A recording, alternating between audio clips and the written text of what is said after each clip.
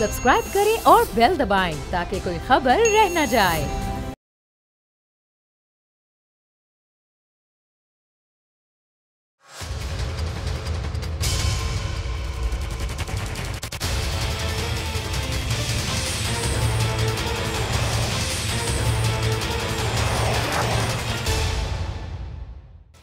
अस्सलाम वालेकुम, आप देख रहे हैं प्रोग्राम बस बहुत हो गया। मैं हूं अरबाब जहांगीर। हुकूमत हर 15 दिन बाद पेट्रोल की कीमतें बढ़ाकर रिकॉर्ड पर रिकॉर्ड बना रही है। आवाम पर पेट्रोल बम गिराए जा रहे हैं। नून लीग की हुकूमत के आखिरी महीने में 92 रुपए लीटर मिलने वाला पेट्रोल अब इस वक्त पाकिस्तान के आवाम को 127 रुपए 30 पैसे पर मिल रहा है, जिससे मुल्क में इस वक्त महंगाई का एक नया तूफान आ सकता है। दिन ब दिन महंगाई बढ़ती जा रही है और इस सब के बावजूद वजीर खजाना शौकत तरीन की जानिब से दलील दी जा रही है कि पाकिस्तान में पेट्रोल की कीमत अब भी खित्ते के कई ममालिक बल्कि दुनिया के मुकाबले में बहुत कम है। कीमतें कम करना चाहते हैं, लेकिन अगर कीमतें कम की गई तो रेवेन्यू में कमी आएगी, और रेवेन्यू में कमी आएगी तो हुकूमत को पैसे अपनी जेब यानी आवाम पर टैक्स लगाकर देने पड़ेंगे। वजीर खजाना ने बताया कि 2018 में पेट्रोल पर लेवी 30 रुपए हुआ करती थी, जो अब कम होकर 2 से 2.5 रुपए पर आ गई है। लेकिन अभी असद उमर ने 2 हफ्ते पहले पेट्रोल का पूरा ब्रेकआउट बताया था कि 123 रुपए, उस वक्त पेट्रोल की कीमत 123 रुपए थी और 3 पैसे में पेट्रोल की बेस प्राइस 105 रुपए है और 92 पैसे। हुकूमत इस पर 5 रुपए 62 पैसे लेवी ले रही है, जबकि सेल्स टैक्स की मद में 1 लीटर पर 11 रुपए 76 पैसे लिए जा रहे हैं और इस हिसाब से 1 लीटर पर पेट्रोल टैक्सेशन रेट 16.4% बनता है, जो नून लीग के दौर से 1/3 कम है, क्योंकि नून लीग के दौर में ये 52% बनता था। अब यहाँ पर सवाल ये पैदा होता है कि नून लीग ने जब हुकूमत छोड़ी थी तो 1 लीटर पेट्रोल पर 30 रुपए लेवी ली जा रही थी और इसका पर लीटर टैक्सेशन रेट 52% बन रहा था। तब भी 1 लीटर पेट्रोल की कीमत उस वक्त 92 रुपए थी और आलमी मंडी में उस वक्त तेल की फी बैरल कीमत $68-69 थी। इस वक्त तेल की जो आलमी कीमत है वो $76 फी बैरल पर है। अब जब हुकूमत लेवी और टैक्स इतना कम ले रही है तो खित्ते में सबसे सस्ता पेट्रोल भी दे रही है, लेकिन फिर भी ये पेट्रोल आवाम तक इतना महंगा होकर क्यों पहुंच रहा है? पेट्रोलियम मसनूआत की कीमतों में इजाफे के खिलाफ अपोजिशन मुस्तकिल कौमी असम्बली और सेनेट में एहतजाज कर रही है। आज भी ये एहतजाज और वॉकआउट देखा गया, लेकिन हुकूमत इस कीमत पर कंट्रोल नहीं कर पा रही और इसकी वजह से महंगाई भी बढ़ती जा रही है। इस पूरी सूरत हाल पर पहले सेगमेंट में बात करते हैं, फिर आगे चलकर कुछ इलेक्ट्रॉनिक वोटिंग मशीन के मामलों पर ही बात करेंगे। मेहमानों का आपसे तारुफ कराते हैं। फिरदौस शमीम नकवी साहब पाकिस्तान तहरीक इंसाफ के सीनियर रहनुमा हमारे साथ मौजूद हैं। नून लीग के सीनियर रहनुमा अली गौहर बलोच साहब हमारे साथ मौजूद हैं और कुछ ही देर में फैसल करीम कुंडी साहब भी पीपल्स पार्टी से हमारे साथ मौजूद होंगे। फिरदौस साहब, ये पेट्रोल की कीमत, आलमी मंडी में तेल की कीमतें बढ़ रही हैं, लेकिन हुकूमत कंट्रोल क्यों नहीं कर पा रही है इस कीमत को? ज़ाहिर है डॉलर गिर रहा है, उसकी वजह से तेल महंगा खरीदना पड़ रहा है, फिर पेट्रोल की कीमत बढ़ती जा रही है। पेट्रोल की कीमत बढ़ती है तो महंगाई का एक नया तूफान भी आ जाता है। फिर पहली चीज़ ये देखिए, कमोडिटीज़ की प्राइसेस जो हैं इंटरनेशनल मार्केट कंट्रोल करता है और कोई एक मुल्क नहीं कंट्रोल कर सकता। अगर डिमांड ज़्यादा बढ़ेगी तो सप्लाई उतनी नहीं होगी तो कीमतें बढ़ेगी। सप्लाई के ऊपर पाकिस्तान का कोई कंट्रोल नहीं, जैसे कि हमारे पास कोई तेल के कुएं नहीं है। जिन मुल्कों के पास तेल के कुएं या गैस है या कंडेंसेट है, वो तो ये काम कर सकते हैं कि सप्लाई। तो अगर आप इस वक्त देखें इंटरनेशनल मार्केट में इस हफ्ते की, अगर आज आप सुबह की देखें जो कि अगले 15 दिन हमारी परचेज होगी, वो आज जो ऑर्डर्स बुक कर रहे होंगे या पिछले 2 दिन में जो बुक किए होंगे, वो $80 के ऊपर ब्रेंट क्रूड ऑयल पहुंचा हुआ है और ओपेक का जो है वो $78 के ऊपर पहुंचा हुआ। और पिछले हफ्ते जब ये प्राइसेस तय हुई थी दो हफ्ते पहले, तो उस वक्त ये कीमत $74 और $73 चल रही थी। अच्छा, एक तो मसला ये है। दूसरा मसला जो है वो आपके रुपए की गिरती हुई कदर है, इससे कि सारी ट्रेडिंग जो ऑयल की होती है वो डॉलर्स में होती है। अगर आप $1 में कोई चीज़ ले रहे थे नवाज शरीफ के ज़माने में, तो उस वक्त वो $1 की चीज़ जो थी वो 100 रुपए की थी।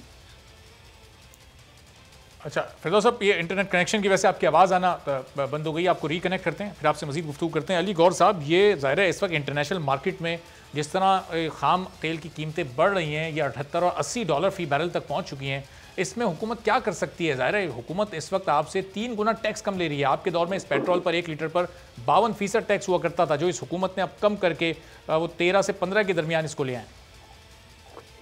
बिस्मिल्लाहिर्रहमानिर्रहीम। देखें, ये तो बड़ी मतलब है कि इनकी मजाका खेज बातें हैं।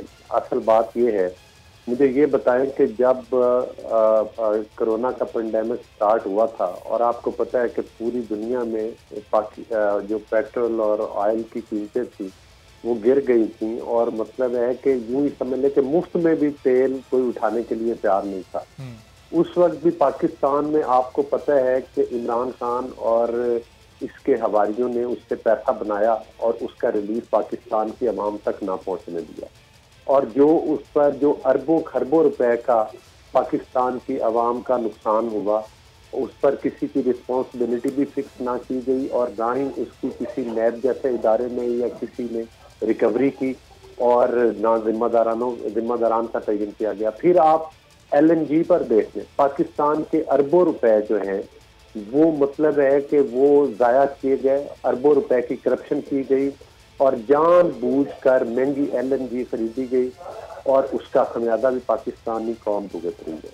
असल मसला ये नहीं है अरबाब साहब, असल मसला ये है कि पाकिस्तान में एक वो हुकूमत मुसल्लत है जो कि हुकूमत धांधली की पैदावार है, और जिसका मकसद सिर्फ और सिर्फ करप्शन करना और अपने मुखालफिन को विक्टिमाइज करना है।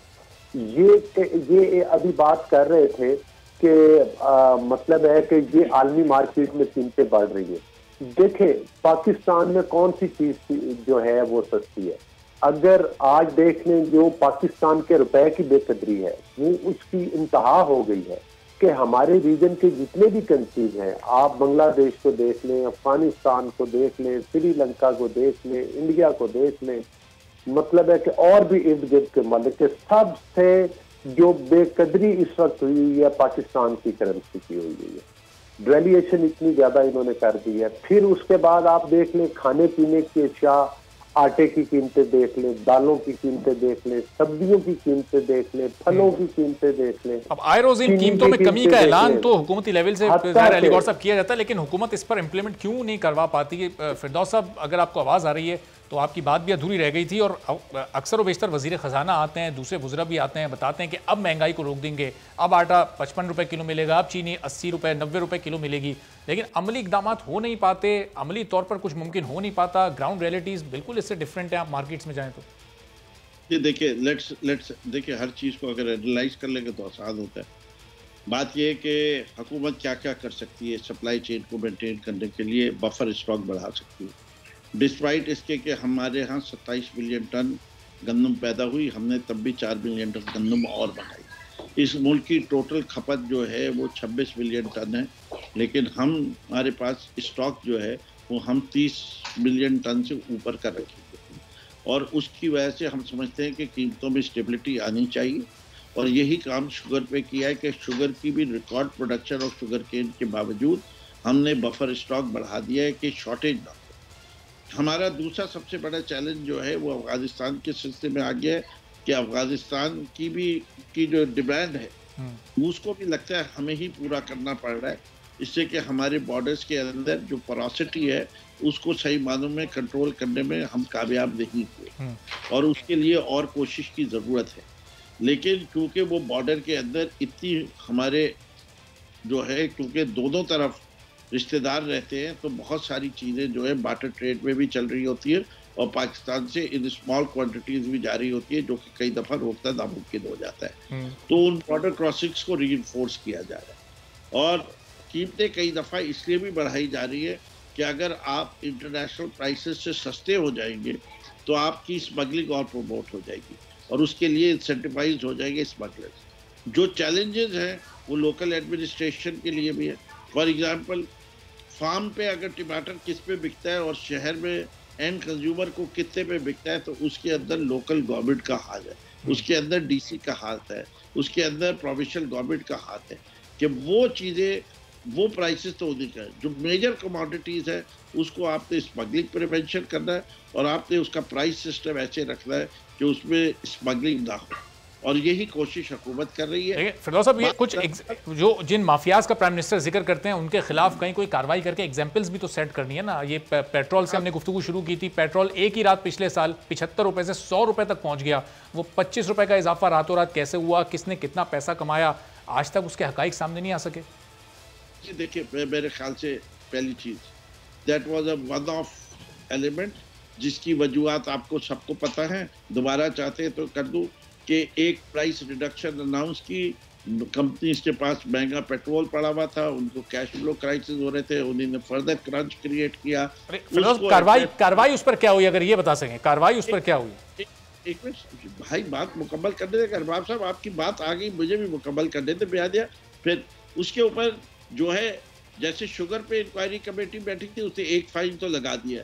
अभी कंपटीशन कमीशन और एफबीआर की इंक्वायरीज चल रही है और एससीसीपी की कंटिन्यू चल रही है। इसी तरह पेट्रोलियम की भी रिपोर्ट आएगी। ये वाहिद गवर्नमेंट है जिसने रिपोर्ट पेश भी की है, इंक्वायरी भी कराई है और उसका सद्देबाब भी इंशाल्लाह होगा, लोगों को सजा भी मिलेगी। अच्छा, इसके पीछे चले फैसल करीम कुंडी साहब भी हमारे साथ मौजूद हैं। फैसल साहब, ये ज़ाहिर हुकूमत कर रही है पूरी कि किसी तरह महंगाई पर काबू पाया जा सके, ऑपोजिशन के पास कोई हल है इस महंगाई को लगाम देने का, रोकने का? कोई तजवीज़ हुकूमत को ऐसी पेश करें कि ये कामयाब हो सकें अपनी कोशिश में? बिस्मिल्लाहिर्रहमानिर्रहीम। मैं अपने भाई को बड़े आराम से सुन रहा था और इनके जो अपना जो बता रहे थे कि हम क्या मुश्किलात सफ़र कर रहे हैं, क्या हो रहा है। देखिए, माजी में भी हुकूमतें थी, हमारी हुकूमत जब होती थी तो यही लोग पीछे कि हमारे दोस्त खड़े हो जाते थे कि हमारे पास इसका हाल है और जब हमारी हुकूमत आएगी तो हम 40 रुपए लीटर पे लेंगे।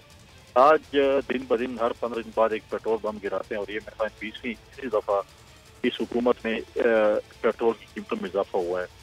और जिस अच्छे खुशअस्लूबी के साथ ये उसके मोरक़ात बता रहे हैं, ये तो हम भी माजी में भी जब हमारे दौर में जब वॉर ऑन टेरर था, सैलाब आए और फाइनेंशियल क्रंच दुनिया में आया तो हम बात करते थे, तो ये लोग इस चीज़ को नहीं मानते थे और अपना एक मफरूज़ा पेश करते थे कि ऐसे करे हुकूमत और ऐसे करे। आज ये हमें बता रहे हैं कि जी देखें किस तरीके से ये पेट्रोल कीमतें बढ़ा रहे हैं। आज पाकिस्तान की बुलंद तरीन कीमत है पेट्रोल की, डॉलर को देखें। और अब तो जैसे इन्होंने कहा, मैंने अगर गालिबन सही सुना तो ये मतलब है कि अफगानिस्तान वालों की 5 करोड़ की आबादी है, 4-5 करोड़ आबादी, तो इनकी वजह से तो मुझे लगे कि उनको भी शायद हमने पाकिस्तान की आबादी में 5 करोड़ की आबादी का इजाफा करना पड़ेगा कि तकरीबन जो है जो हमारी आबादी से प्लस 4-5 करोड़ करेंगे, उनको भी हम ही इजनास देंगे, हम ही पेट्रोल देंगे। डॉलर तो हम ऑलरेडी हमारे मुल्क से स्मगल हो रहा है। जितना प्राइम मिनिस्टर इमरान खान साहब को इस वक्त उनका ख्याल है, लगता है ऐसा ही है, वो पाकिस्तान का हिस्सा ही है। तो बस आप समझे कि 4-5 करोड़ रुपए, 4-5 करोड़ आवाम आपके ऊपर और अपनी आबादी से ज्यादा है। अब जिस तरीके से डॉलर स्मगल हो रहा है, हुकूमत इस पर क्या पाबंदी लगाई है? माजी में तो चलो हम स्मगलिंग या जो बाकी अजनास की चीज़ों की स्मगलिंग होती थी, हम ये कहते थे कि जी चलो बॉर्डर खुला हुआ है, बॉर्डर की वजह से है, लेकिन अब तो बॉर्डर बंद हो गया, अब तो बॉर्डर पे फेंसिंग हो गई है, बॉर्डर चीज़ें बंद हो गई हैं, तो अब तो मेरे ख्याल में ये चीज़ें नहीं होनी चाहिए थी। और अब ये जो जिस तरीके से बता रहे हैं कि मतलब है कि हम उस पर जो सद्देबाब करेंगे इसकी चीज़ें, लेकिन ये नहीं हो सकता। आज मुझे बताएं कि गरीब आवाम 2 वक्त की रोटी नहीं खा सकती। बिल्कुल। आज जो ताज़ा जो है एक मतलब है कि एक गाड़ी पे बंदा जाता है, वो 2 वक्त की रोटी अपने बच्चों को नहीं सकता। आज महंगाई कहाँ पर पहुँच गई है, ये हमें कह रहे हैं हमने मईशत मजबूत कर ली है, हमारे एफबीआर की ये चीज़ें हो गई हैं, हमारी फलां चीज़ें हो गई। देखें, गरीब आवाम को एफबीआर से कोई सरोकार नहीं, आपकी मईशत से कोई सरोकार नहीं। उनको 2 वक्त की रोटी सस्ती चाहिए, चाहे आपकी मईशत मजबूत है या कमज़ोर है। गरीब आवाम को मईशत की जो है या एफबीआर के पॉइंट से या रेशो से या इन्फ्लेशन से कुछ फर्क पड़ता है? वो तो कहते हैं हमारी रोटी सस्ती हुई है कि नहीं हुई है, ये मुझे बता दें। अब इन्होंने बताया कि जी हमने तो बड़े चीनी स्कैंडल की बात की और शायद दवाइयों की, हमने उसकी इंक्वायरी बिठाई। आपने तमाम अपने दोस्तों को इंक्वायरी बिठाई, उनकी अपने एटीएम मशीनें भरी, उनको एनआरओ दे दिया, उनको एनओसी दे दिया, जो किधर है? आपने कितने लोगों को सजा आज तक दी है, ये बता दें। कितने लोगों को आपने टांगा है, वो नहीं है। भाई हमने इंक्वायरी कमेटी बना ली, इंक्वायरी कमेटी तो पाकिस्तान में जब भी कमेटी बनती है इसका मतलब है कमेटी मतलब इदारे आज़ादाना तहकीकात कर रहे हैं, इदारों को बाइख्तियार बनाने की बात हुकूमत करती है, तो ज़ाहिर है उनके काम में मुदाखलत नहीं कर सकती। अब वो एक पुराना ट्रैक रिकॉर्ड है उन इदारों का। आप लोग के जो हुकूमत के अदवार गुजरे उसमें भी इसी तरह साल इंक्वायरी चला करती थी, इस दौरे हुकूमत में भी यही हो रहा है। देखें, इदारे जितने आज़ाद हैं वो आपको मुझे पता है, आप तो बाकी छोड़ें। आज आपके जो है शहजाद अकबर साहब पहले से बता देते हैं कि अपोजिशन के फलां लीडर को अगले हफ्ते हाई कोर्ट या सुप्रीम कोर्ट बुलाएगी। मतलब है कि हाई कोर्ट और सुप्रीम कोर्ट के भी ये तर्जुमान बन गए हैं। ये तो आप देखें मदाखलत है अदालतों में। जब आपके शहजाद अकबर साहब को आपने सुना था 2 दिन पहले कि लीडर ऑफ अपोजिशन को बुलाएगी अगले हफ्ते, या और फिर कोई वजीर कहता है इनको इतनी सजाएं हो जाएंगी, तो मतलब है इनको पता है इन्होंने सजाएं हुकूमत ने देनी है, इनके तर्जमानों ने देनी है। फिर हमारी अदालतों को क्या फायदा, हमारे इदारों को क्या फायदा? कौन से इदारे ने आज़ाद तहकीकात फैसल साहब, जिस तरह उन्हें पता होता है कि वो आगे बुलाने वाले हैं, इसी तरह जब बुलावा आता है तो कुछ ना कुछ कोई ऐसा उसने इत्तेफाक हो जाता है कि फिर वो पेश होने से माजरत कर ही लेते हैं। मैं आपकी तरफ वापस आता हूँ। तो अली गौर साहब, अब ये जो इलेक्टोरल रिफॉर्म्स वाला मामला है, जॉइंट सेशन बुला लिया गया है और जाहिर है उससे हुकूमत ये इस इलेक्ट्रॉनिक वोटिंग मशीन को पास करवाने में कामयाब हो भी जाएगी। अब आप लोगों से गुफ्तगू के लिए हुकूमत ने कदम आगे बढ़ाया था, आप लोगों से डायलॉग किए जा रहे थे, अपोजिशन जमातों को ऑन बोर्ड लिया जा रहा था, तजवीज़ आप लोगों के पास है मुकम्मल इस इलेक्ट्रॉनिक वोटिंग मशीन के? आप खिलाफ हैं, हुकूमत इसके हक में, क्या तजवीज़ पेश करेंगे अगर ये डायलॉग होते हैं आगे? तो देखिए, पहली बात तो ये है कि हुकूमत के पास मास्वा है ये कि वो कारकर्दगी दिखाने के, जब हुकूमत के हालात ये हों कि वो मतलब है कि कारखानों की जगह लंगर खानों पर आवाम को बिठा दें, और जब वो मतलब है कि मुल्क में मोटरवेज और तरक्की करने की बजाय कोई सी पैक जैसा प्रोजेक्ट लाने की बजाय जब लोगों को कट्टों और अंडों और अब माशाल्लाह भंग विजन हुकूमत का ये है कि अब कहते हैं कि हमने भंग काट करनी है, तो लगता तो ये है कि ये हुकूमत भंग पीकर ही सोई हुई है। आपने देखा कि अली गौर साहब, हुकूमत तो ये भी कहती है कि अगले इंतखाबात को साफ शफाफ बनाना है और आप लोग भी यही कहते हैं। अब इसमें आपके पास क्या तजवीज़ है?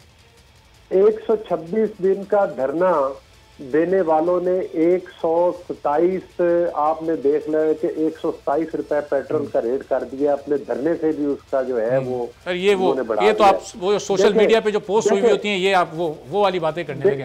देखें, मेरी गुजारिश सुने कि इन लोगों ने वाहिद एक ही इन लोगों का तरीका है, क्योंकि कारकर्दगी है कोई ना। कारकर्दगी ये है कि पाकिस्तान को माशी तौर पर तबाही के दाने पे पहुंचा दिया है।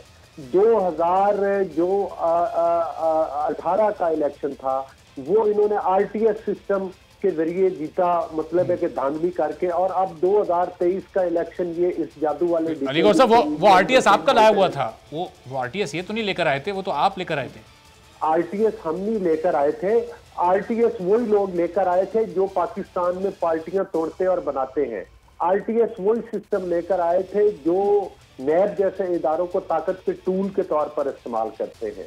और रात के 12 बजे 2017 में इलेक्टोरल रिफॉर्म्स तो आपने की थी ना, उसके नतीजे में आरटीएस को नाफिज किया गया था। वो इलेक्टोरल रिफॉर्म्स, इलेक्टोरल रिफॉर्म का तो मंतक की समझ में, हुकूमत का काम इलेक्शन करवाना नहीं है। अगर ये कोई इलेक्शन पर रिफॉर्म चाहते थे तो 2017 में भी हुई थी, और जिसमें ऑल पार्टीज आपको पता है कि शामिल हुई, और उसमें ये था कि उस पर एक मुशावरत के अमल के जरिए बामी इत्तफाक राय के साथ ये बातें तय की जाती हैं।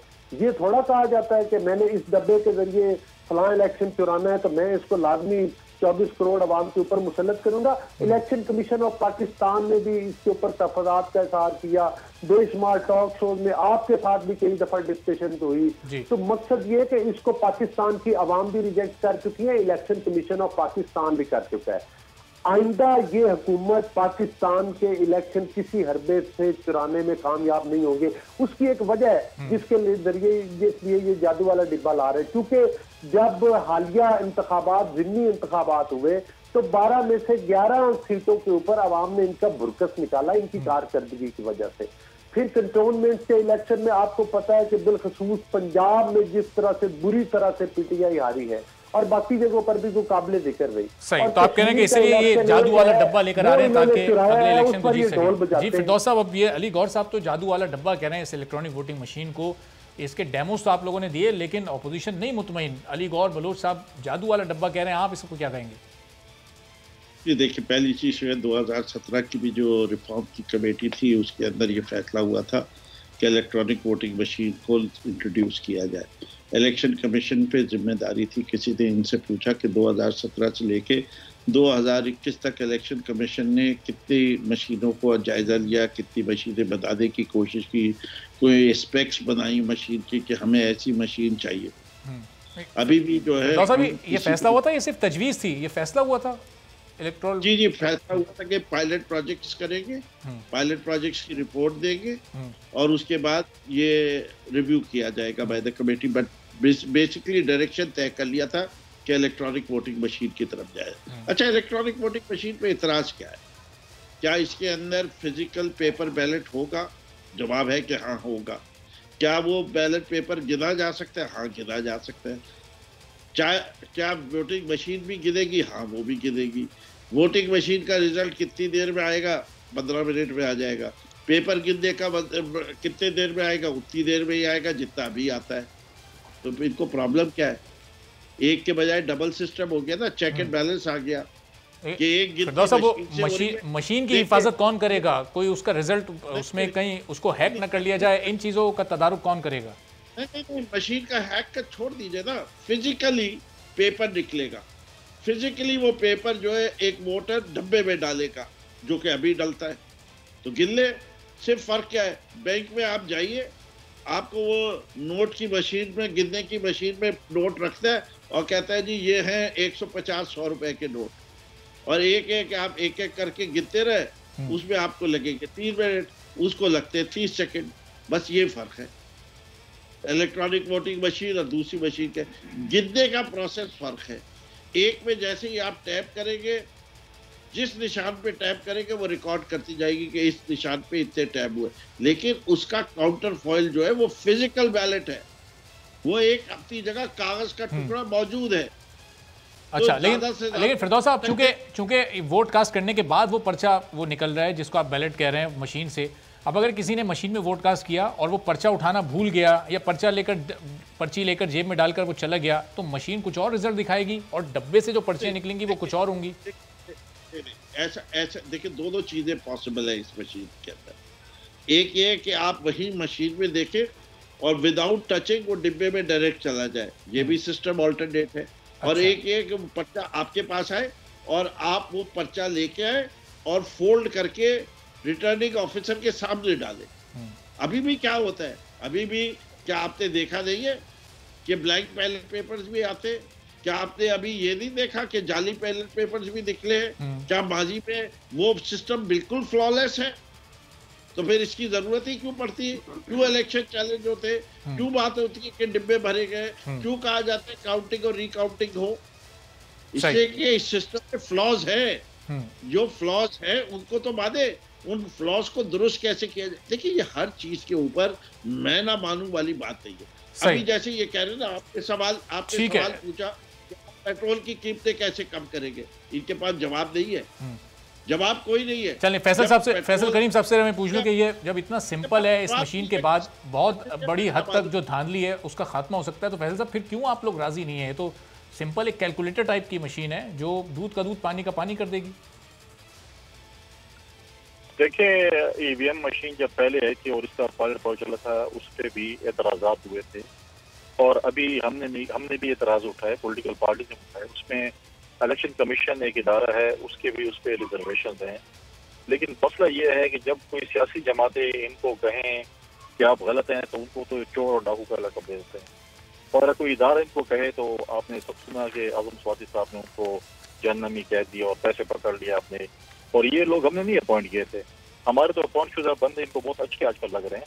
ये इनकी अपनी पार्टी ने, पीटीआई ने अपॉइंट किया था चीफ इलेक्शन कमिश्नर साहब को, ये पाकिस्तान पीपल्स पार्टी या PMLN ने माजी में नहीं।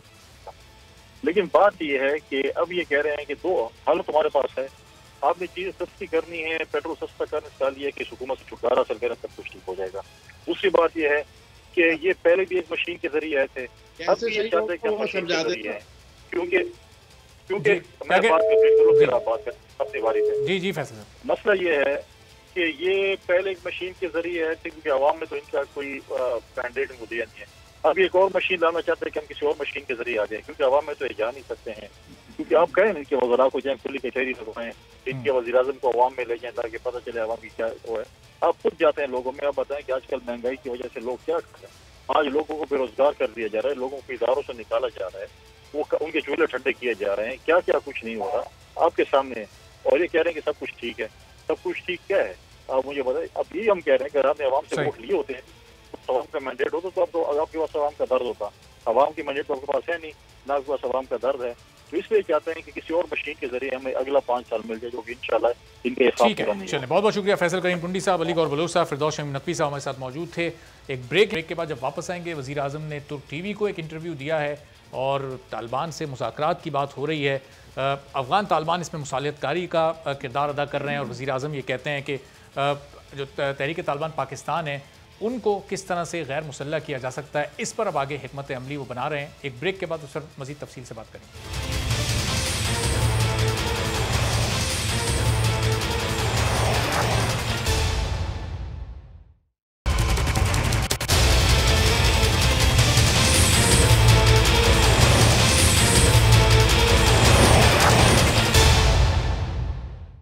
प्रोग्राम में एक बार फिर आपको खुशामदीद कहते हैं। वज़ीर आज़म इमरान खान की जानिब से आज एक बड़ा ऐलान सामने आया है। वज़ीर आज़म पाकिस्तान इमरान खान ने तुर्क टीवी को इंटरव्यू दिया है और उस इंटरव्यू में उन्होंने कहा कि कलअदम तहरीक तालिबान पाकिस्तान के कुछ ग्रुप्स हुकूमत से बात करना चाहते हैं, जिसके लिए हुकूमत भी TTP के कुछ ग्रुप्स के साथ राब्ते में है।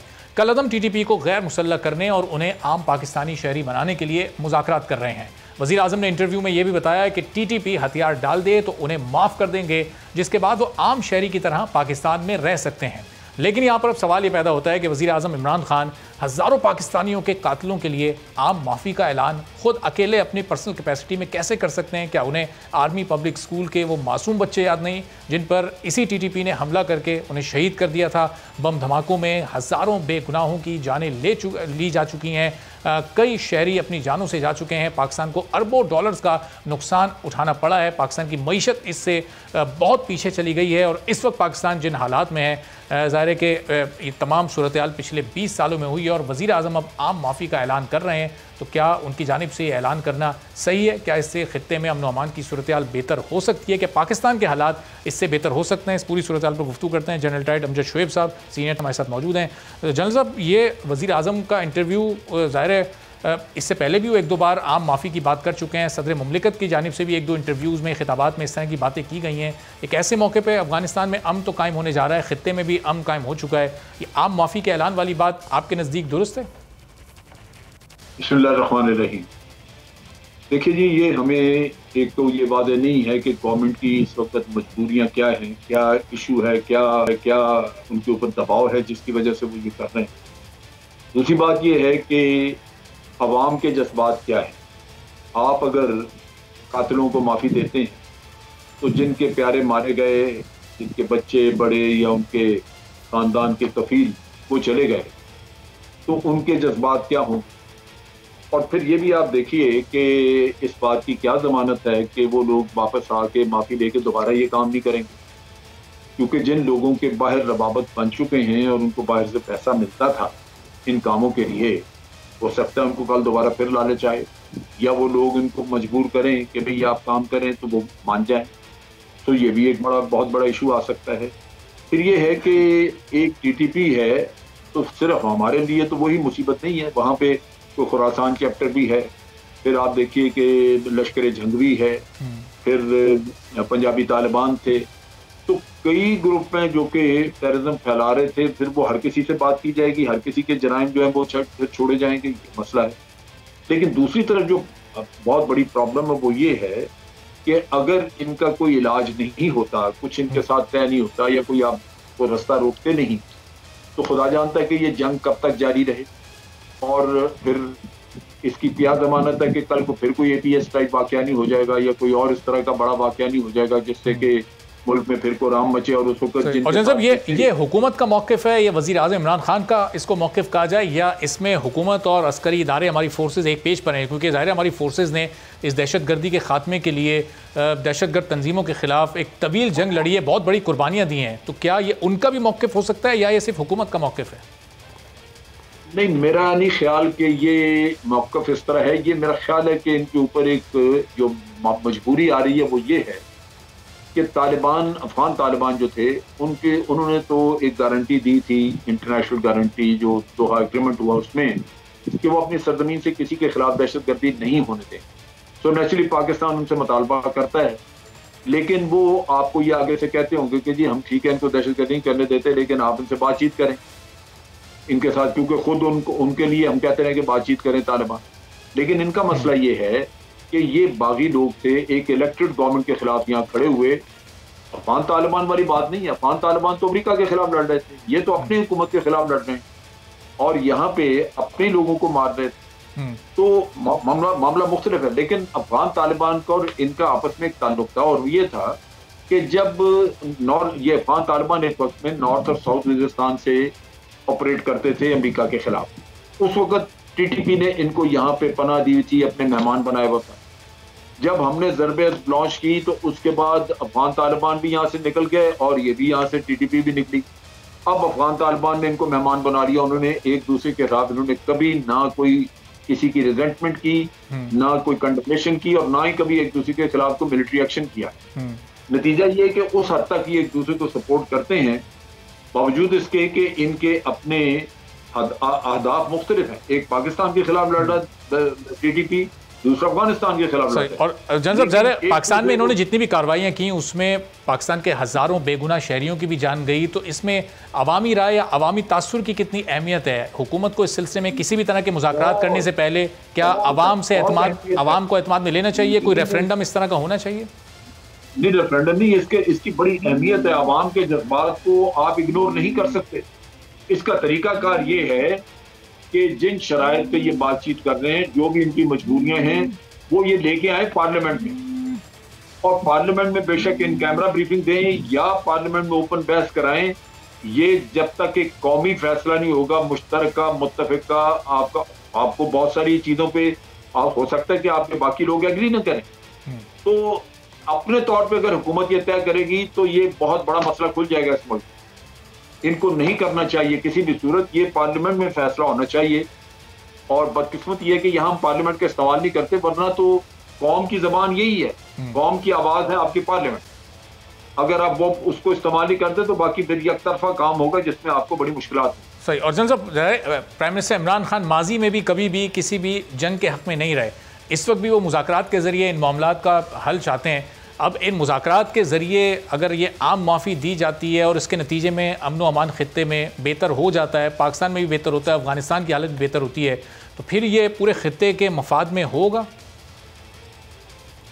देखिए, बात ये है कि ख़ित्ते के मफाद में तो सिर्फ एक ही चीज़ है, वो है अमन और स्टेबिलिटी। और हमेशा ये कहा जाता है कि जी अमन लाने के लिए जो भी रास्ता आपको इख्तियार करना पड़े वो आप करें, क्योंकि ख़ित्ते ने तरक्की करनी है, हमें कनेक्टिविटी चाहिए अफगानिस्तान की तरफ, और वो खित्ते को स्टेबल होना चाहिए। लेकिन मुश्किल ये है कि इसमें आवाम के जज्बात शामिल हैं, इसमें रिस्क मौजूद है कि कल को वो फिर शुरू ना हो जाए यही काम करना।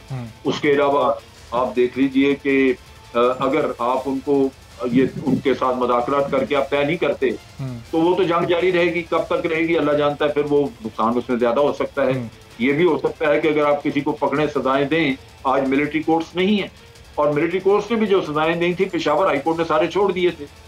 अब अगर बाहर से लोग वो छूट जाएं, उनके हौसले और बढ़ेंगे, वो जाके फिर शामिल हो जाएंगे। और सब ये इसमें ये दो तरफा मुज़ाकरात ये कामयाब हो सकते हैं, या फिर अफगान तालिबान को, अफगान हुकूमत को इसमें जामिन का किरदार अदा करना पड़ेगा? वो जामिन का करें या ना करें वो बात की बात है, लेकिन होना ये चाहिए कि मुज़ाकरात के लिए पार्लियामेंट्री कमेटी बने और वो मुज़ाकरात करे। यहाँ पे हुकूमत अकेले कर रही है, अकेले वाला मसला है नहीं, इससे कौम मुल्क के अंदर इंतशार फैलेगा बहुत ज्यादा, और इसमें कौमी इत्तफाक राय चाहिए, और इनको पार्लियामेंट में डिस्कस करके पार्लियामेंट्री कमेटी बनानी चाहिए जो जाके उनसे मुज़ाकरात करे। सही। अच्छा जनरल साहब, अभी ये जब से अफगानिस्तान में ज़ाहिर अमरीकी फ़ौज का इनखला, फिर अफगान हुकूमत का बनना, हमने पिछले 3-4 महीनों में देखा कि वज़ीर-ए-आज़म इमरान खान की बहुत ज़्यादा तवज्जो अफगानिस्तान पर रही। ज़ाहिर हमारे अपने मुल्क में मईशत का बुरा हाल है, गवर्नेंस बदतरीन यहाँ पर बद से बदतर होती जा रही है, हुकूमती रेट हमें कहीं दिखाई नहीं देती। ऐसे मौके पर ज़्यादा तवज्जो अफगानिस्तान के मामलात पर, कम तवज्जो पाकिस्तान के मामलात पर, ये एक आम आदमी महसूस करता है। आपको ऐसा महसूस होता है कि वाकई ऐसा है? नहीं, ऐसा हो नहीं सकता। अफगानिस्तान का मामला भी इस वक्त बहुत ज्यादा तवज्जो मांगता है, और उसकी बड़ी वजह है आपने 20 साल अपना खून बहाया है। आज एक मौका आया है ऐसा जहां से भारत और NDS जो है वो आज बेकार हुए हैं और वो नहीं कर सकते वहां पे। अगर आज आप तवज्जो नहीं देते और अफगान तालिबान जो है उनका होल्ड कमजोर हो जाता है, फिर वहां से शुरू हो जाएगा किस्सा ये, तो आपकी तो ये सारी मेहनत ज़ाया चलेगी। तो नेचुरली तवज्जो आप जो दे रहे हैं वो इसी वजह से दे रहे हैं कि जो हालात वहाँ पे अभी बने हैं ये किसी तरह मजबूत हो जाए, मुस्तहकम हो जाए, और स्टेबिलिटी वहाँ पे मौजूद रहे।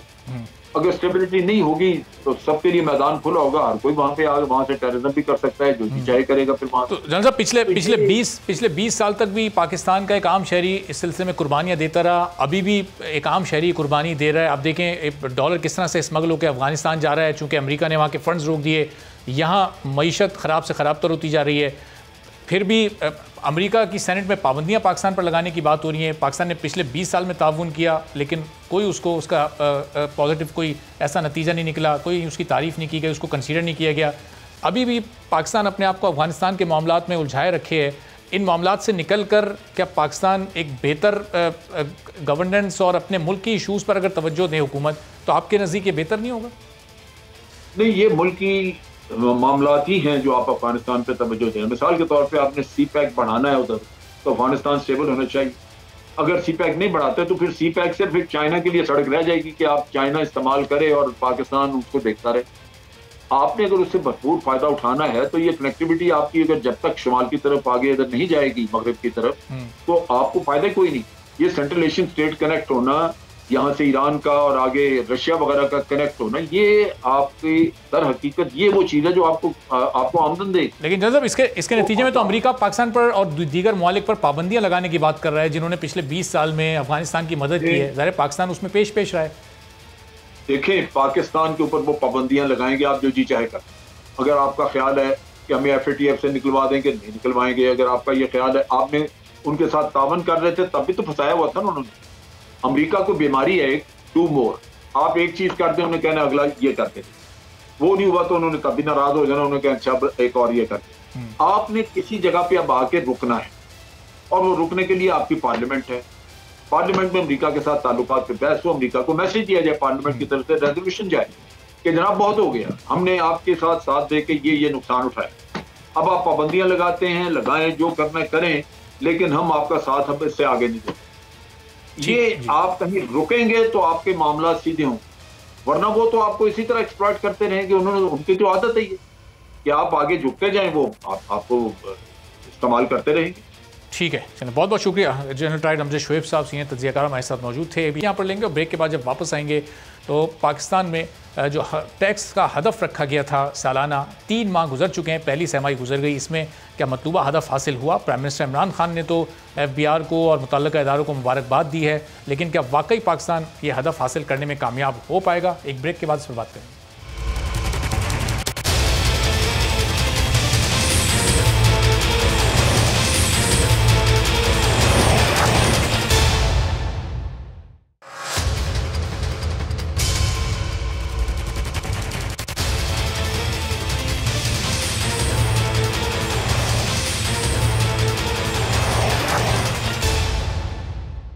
प्रोग्राम में एक बार फिर आपको खुशामदीद कहते हैं। वज़ीर-ए-आज़म इमरान खान ने अगस्त में अपनी हुकूमत को ये क्रेडिट दिया था कि उनकी हुकूमत ने टैक्स कलेक्शन 3,800 अरब रुपए से 4,700 अरब रुपए तक पहुंचा दी है। वज़ीर-ए-आज़म ने अपनी हुकूमत के 3 सालों में टैक्स कलेक्शन में 900 अरब रुपए के इजाफे को एक बड़ी कामयाबी बताया था, लेकिन इस टैक्स कलेक्शन का मवाजना अगर माजी की हुकूमतों यानी पीपल्स पार्टी और नून लीग की हुकूमतों से किया जाए तो तहरीक इंसाफ की हुकूमत अब भी माजी की हुकूमतों से बहुत पीछे दिखाई देती है।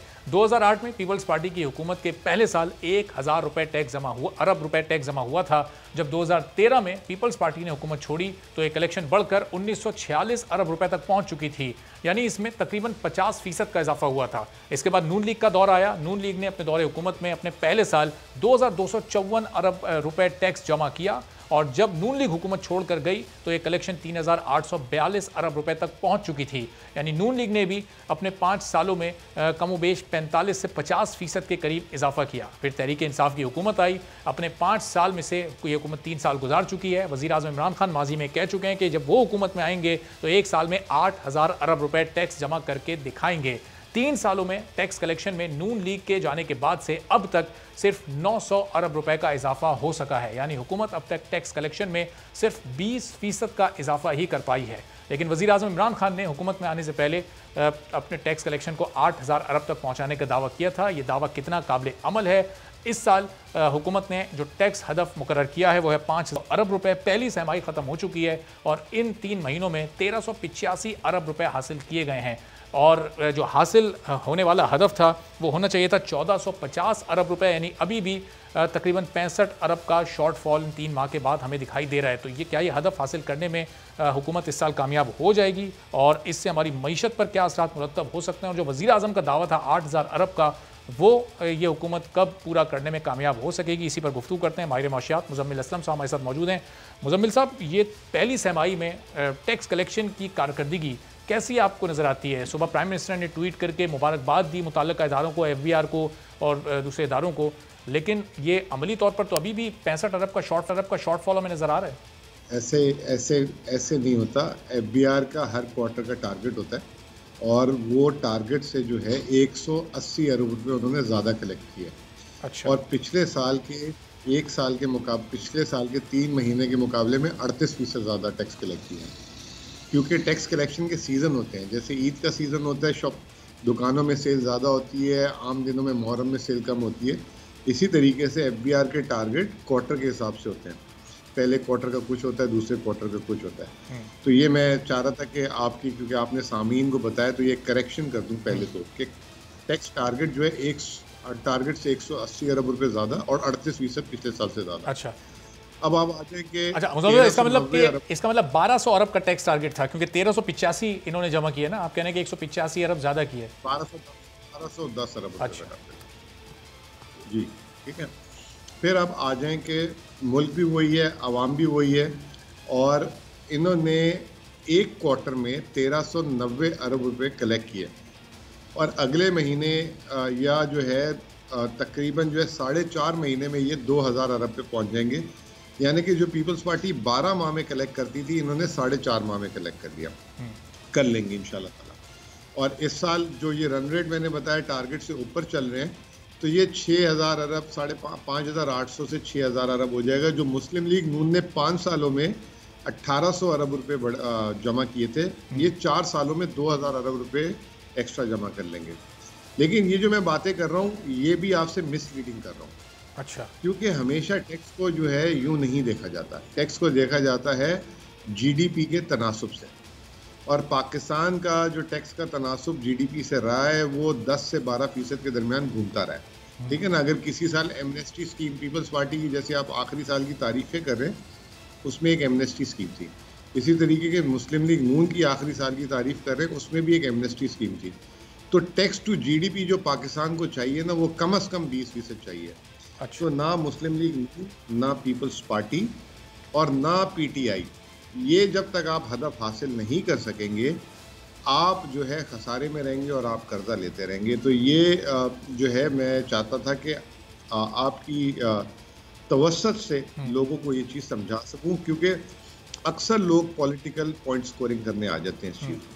सही। अब मुज़म्मिल साहब, आपने कहा ज़ाहिर है मुल्क वही है, आवाम भी वही है, और इमरान खान साहब भी वही हैं। ये वही इमरान खान साहब हैं जो अपने पहले साल 8000 अरब रुपए जमा करके इस आवाम को टैक्स की सूरत में तोहफे दे रहे थे, लेकिन ये चौथा साल शुरू हो गया, अभी तक तो वो हदफ ही हुकूमत ने नहीं रखा है।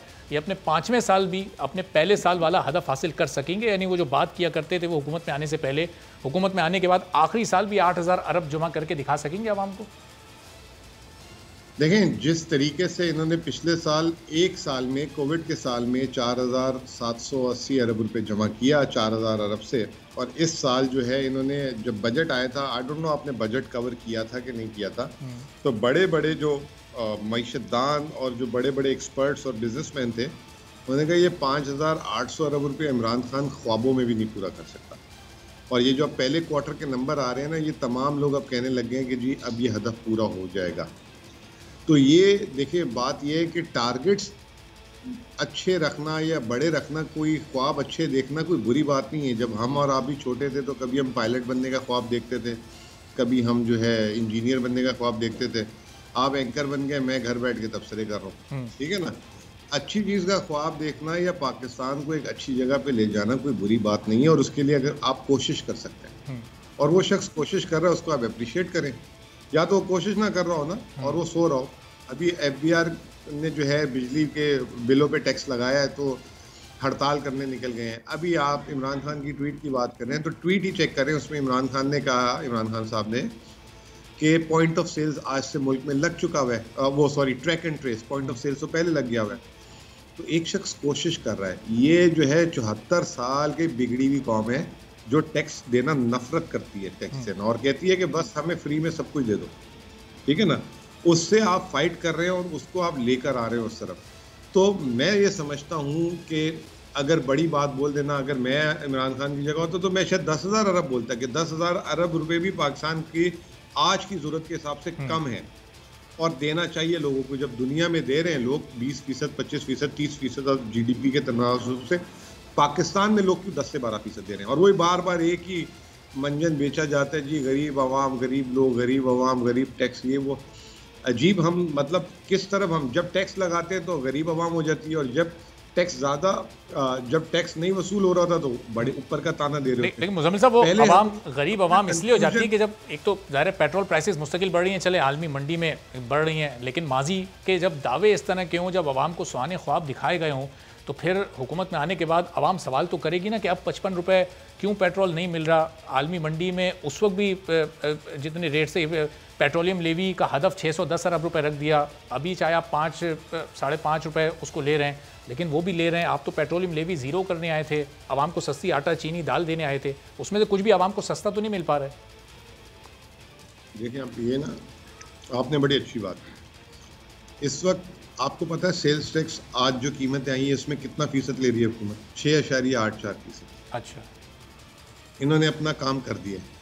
अगर ये 6.84% नहीं लेंगे तो जो सूबों को पैसे मुंतकिल करते हैं वो नहीं जाएंगे। अगर आप चाहते हैं कि सूबों को पैसे देना बंद कर दें, फिर सूबों को कहें कि एक काम करें कि वो मेहनत करें और अपना टैक्स कलेक्ट कर लें। वफाकी हुकूमत खुशी खुशी बंद कर देगी। देखिए, हमें ना तनकीद करना बहुत अच्छी बात है, लेकिन चीज़ों को समझ के बात करनी चाहिए कि हम जो बात कर रहे हैं, ठीक है कि लोगों को शौक, मतलब लोग सुनना चाहते हैं ये कि लोग ये मतलब कि एंकर्स बोलें कि जी ये पेट्रोल बम गिर गया, ये गिर गया, वो गिर गया। हमने अपनी आवाम को गुमराह करने में मेरा और आपका कसूर है। वो तो मतलब चाहेंगे ना कि यार कोई बस प्रोपेगेंडा हो, और इससे हो क्या रहा है, मुल्क पीछे हो रहा है। अगर आप आलमी जरीदे पढ़ते हैं, अखबारें पढ़ते हैं या वेबसाइट देखते हैं, तो यूरोप में जो है एनर्जी क्राइसिस हुआ हुआ है, यूएसए में एनर्जी क्राइसिस हुआ हुआ है। इंडिया ने कल 62% गैस की प्राइसेस बढ़ाई है, 62%। हम जो है 3% जो पेट्रोल बढ़ा है, कल उस पर चीखे मार रहे हैं। इंडिया ने एक दिन में 62% गैस की प्राइसेस बढ़ाई है। अब आप कह देंगे कोई पर कैपिटा इनकम ले आएंगे, कोई क्या ले आएंगे, कोई क्या ले आएंगे। यहाँ तो यहाँ ज़ाहिर है हर 15 दिन बाद वो प्राइस बढ़ती है ना, 1 रुपए की समरी भी जाती है तो 5 रुपए बढ़ जाते हैं। बहरहाल डॉलर, मैं थोड़ा सा डॉलर की तरफ आपको ला रहा हूँ। डॉलर की कीमत क्यों कंट्रोल हुकूमत नहीं कर पा रही? एक तरफ आपकी तवज्जो दिला दूं। जी जी, आप कह रहे हैं ना हर 15 दिन बाद, पूरे एक साल में 23% हमारे मुल्क में पेट्रोल बढ़ा है, पूरे एक साल में। आप 30 सितंबर 2020 की रेट निकाल लें, 101 रुपये 97 पैसे आपका पेट्रोल पर लीटर था, और आज अभी हम पेट्रोल पंप जाएंगे तो 123 रुपये 30 पैसे है। डॉलर क्यों ये हुकूमत नहीं कंट्रोल कर पा रही है? इसकी क्यों ये तारीख की बुलंद तरीन सतह पर चला गया? डॉलर अगर ये सुबह चाहें कंट्रोल कर लें, आप तैयार हो जाएं। आप कहते हैं कि ये 20 अरब डॉलर ये झोंक दें 1.5 सालों में, अगले फिर दूसरा आके जो है लेता रहे, ये 130 कर देंगे, 140 कर सकते हैं सुबह। आप इजाज़त दे दें ये 20 अरब डॉलर जो है मार्केट में फेंकने की। इस वक्त सस्टेनेबिलिटी पाकिस्तान की, इस वक्त पाकिस्तान की बका जो है वो इस वक्त जो है, ये जो दुनिया में हालात चल रहे हैं, अगर इस प्राइसेस पे अगर हमने प्राइस पॉलिसी एक्शंस नहीं लिए, जैसे एक्सचेंज रेट और ये ड्यूटीज वगैरह, तो हम, वो एक वर्ड है ना तबादे, ये वो वाला सीन है। और मैं समझता हूँ कि इनको आप शाबाशी दें कि ये अगले 1.5 साल के आगे इलेक्शन को नहीं देख रहे, ये देख रहे हैं कि भाई इज्जत से वक्त गुजर जाए, और आने वाले, चले आप 2 मिनट के लिए कह रहे हैं ना इनको वोट कोई नहीं देगा, मेरा वास्ता नहीं कोई वोट दे या ना दे, आने वाले को वो तकलीफ ना हो जो इन्होंने 2018 में साहब ये नहीं कहा मैंने वोट कोई नहीं देगा, ये तो अवाम का अपना फैसला है, उन्होंने क्या करना है। नहीं, जो अभी आप कह रहे हैं ना अवाम तंग है और ये है वो है, महंगाई बेशक वो एक अलग बात है, हाँ वो एक अलग मसला है। लेकिन इस वक्त ये एहसास कर रहे हैं कि जो इन्होंने तकलीफ देखी थी हुकूमत में आने के बाद, दूसरे को वो ना हो। बाकी अल्लाह जानता है, अगर ये इस वक्त जो एनर्जी क्राइसिस चल रहा है, मुझे एक बात बताएं, अमेरिका, चाइना ने लोड शेडिंग का ऐलान कर दिया है। आज जर्मनी की एक सबसे बड़ी बिजली बनाने की कंपनी बंद होगी, उसको कोयला नहीं मिल रहा। यही पाकिस्तान में होता तो आप ना अहल के नारे लगा लगा के जो है वो कर देते। इंडिया ने कल 62% गैस की प्राइसेस बढ़ाई है, पाकिस्तान में 10% बढ़ जाए, आप देखें फिर वो गरीब आदमी सारा वो चूरन बिकना शुरू हो जाएगा। चलें, बहुत बहुत शुक्रिया मुज़म्मिल इस्लाम साहब, हमारे साथ मौजूद थे। फैक्ट्स ने अपने नज़रिए के तहत लोगों के सामने रखे। अब आवाम का ये फैसला होगा कि उनके बताए हुए फैक्ट्स और फिगर सही थे। अब वो जो जाकर ग्राउंड रियलिटीज़ को फेस करते हैं वो भी बहरहाल अपनी जगह पर एक हकीकत है। आज के प्रोग्राम से इजाज़त दीजिए, अल्लाह।